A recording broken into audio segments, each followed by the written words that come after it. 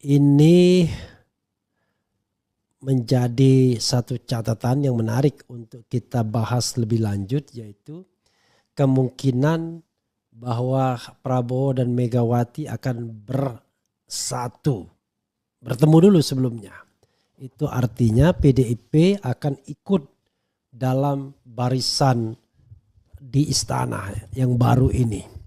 Maka Gibran Rakabuming Raka sebagai bagian dari dinasti Mulyono yang nempel di istana akan dilepaskan. Tentu dengan jalur yang konstitusional. Jalurnya sudah ada saya sebutkan. Tapi coba kita lihat dulu isu mengenai pertemuan Megawati dan Prabowo Subianto yang katanya mungkin dalam jangka waktu dekat sebelum 20 Oktober. Ya, ini kan soal siapa yang mau ketemu siapa dan ketemu siapa. Kalau kita lihat yang beredar ya kementerian, kelihatannya ada bau-bau jatah bagi PDIP ya. Oke. Jakarta TV1news.com Ketua DPP PDIP. Oke. PDIP bocorkan jadwal pertemuan Megawati dan Prabowo ya. Nanti kita juga bicara mengenai kemungkinan Puan menjadi wakil presiden ya.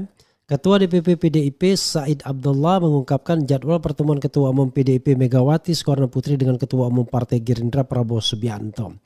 Nanti dikasih thumbnail soal Megawati Puan Wapres ya.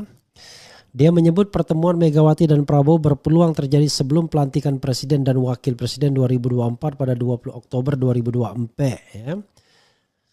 Pertemuan Ibu Ketua Umum dengan Bapak Prabowo presiden terpilih ini hanyalah menunggu momentum hari-hari, kata Said di gedung DPR Jakarta Pusat. Dan insya Allah sebelum pelantikan Ibu Megawati akan bertemu dengan Bapak Prabowo, sambungnya.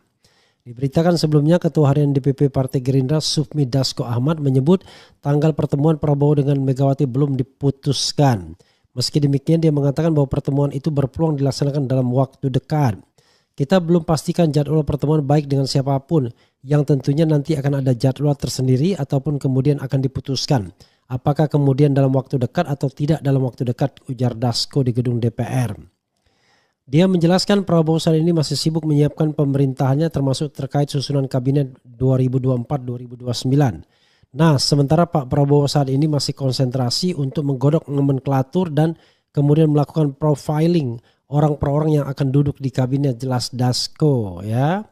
Profiling, pastikan itu jangan koruptor yang direkrut kalau mau memberantas korupsi secara terang-terangan, secara baik, secara benar, secara berkomitmen ya.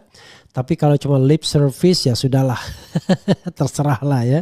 Rakyat tidak akan percaya lagi kalau begitu nantinya dengan siapapun pemimpin yang dipilih ya. Oke, saudara sekalian, saya mengatakan siapa yang butuh ya untuk pertemuan ini. Saya mengatakan dua-duanya butuh. Tapi yang paling butuh tentu adalah Megawati. Ya, kenapa begitu? Begini, sederhananya adalah Megawati punya pengalaman menjadi oposisi. Benar, 10 tahun masa pemerintahan SBY karena hubungan pribadinya tidak terlalu baik. Oke? Tapi jangan lupa, ketika Taufik Kimas menjadi ketua MPR, justru SBY lah yang mendukungnya pada tahun 2009. Itu menunjukkan bahwa sesungguhnya ada upaya untuk mendekatkan PDIP dan Demokrat pada waktu itu. Terbukti Taufik Kimas menjadi ketua MPR yang didukung oleh SBY. Kalau tidak karena SBY mendukung, nggak mungkin menjadi ketua MPR. Itu hal yang yang perlu kita garis bawahi. Dan memang 2009 itu SBY begitu dominannya. Setelah menang untuk kedua kalinya dalam Pilpres, dan kita tahu kalau dia tidak ingin Taufik Kimas menjadi ketua MPR bisa saja itu dilakukan. Tapi dia menginginkan sepertinya Taufik Kimas menjadi ketua MPR. Maka jadilah Taufik Kimas sebagai ketua MPR. Itu yang harus kita catat. Nah, semua partai politik ingin berkuasa, ingin jabatan. Apalagi orang seperti Puan Maharani yang sudah terbiasa menikmati jabatan. Baik jabatan sebagai menteri maupun jabatan sebagai ketua DPR. Rasanya tidak mungkin dia tidak menginginkan itu. Apalagi kalau PDIP dibiarkan menjadi oposisi, nggak mungkin. Karena dia partai yang terbesar, ketua DPR-nya Puan Maharani, loh kok oposisi? Jadi sulit jadinya, apalagi dia satu-satunya oposisi. Maka yang akan diupayakan Prabowo adalah tidak ada satupun partai yang beroposisi terhadap dirinya. Jadi kalau Mulyono nggak ada urusan. Pengaruh Mulyono terhadap Golkar itu juga akan dipotong. Menurut saya nanti pimpinan baru Golkar ini tidak akan loyal juga kepada Mulyono lagi dan lebih akan loyal kepada Prabowo. Kalau enggak digoyang-goyang kursinya ya. Jadi kalau kemarin Munas bisa aja ada Munaslup nanti. Jadi saudara sekalian, itu yang harus kita pahami ya. Jadi kalau saya mengatakan bahwa akan ada persatuan PDIP dan Gerindra, ya sangat mungkin. Persatuan antara Megawati dan Prabowo sangat mungkin. Karena tadi saya katakan tidak akan tahan menjadi oposisi selama 5 tahun. Sehingga dia akan mencari bargaining position. Nah, salah satu bargaining position yang mungkin adalah menjadikan Puan sebagai wakil Presiden Prabowo. Bila mana hal itu dimungkinkan. Apakah dimungkinkan? Oh mungkin. Menyingkirkan Gibran itu mudah sekali. Kalau semua partai politik dikuasai oleh Prabowo, lalu mereka mencari alasan untuk menghilangkan atau mengimpeach Gibran, mudah sekali. Hari ini orang bilang Mas Gibran. Besok cuma Gibran doang. Hari ini bilang Mas Gibran ya kan. Besok cuma Gibran. Karena sudah tidak ingin mendukung lagi. Mudah.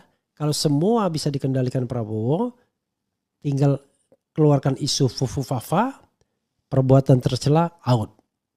Ya, nggak usah susah-susah. Kalau memang korupsi pembuktiannya susah. Kalau tidak memenuhi syarat ijazah, mudah sih pembuktiannya, tetapi lebih kontroversial. Nah, ini fufu-fafa yang jelas melakukan perbuatan tercela, ya, tinggal diinvestigasi apakah betul akun Fufu Fafa ini adalah milik Gibran Rakabuming. Walaupun kejadiannya 5-10 tahun yang lalu, nggak ada masalah. Karena perbuatan tercela itu dilakukan kapanpun. Dan pengadilannya memang pengadilan DPR, tidak bisa pengadilan biasa. Karena ini tidak akan diatur dalam pengadilan biasa sebagai seorang wakil presiden. Jadi sobat era sekalian, feeling saya ya memang ada upaya untuk PDIP dan Prabowo bernegosiasi.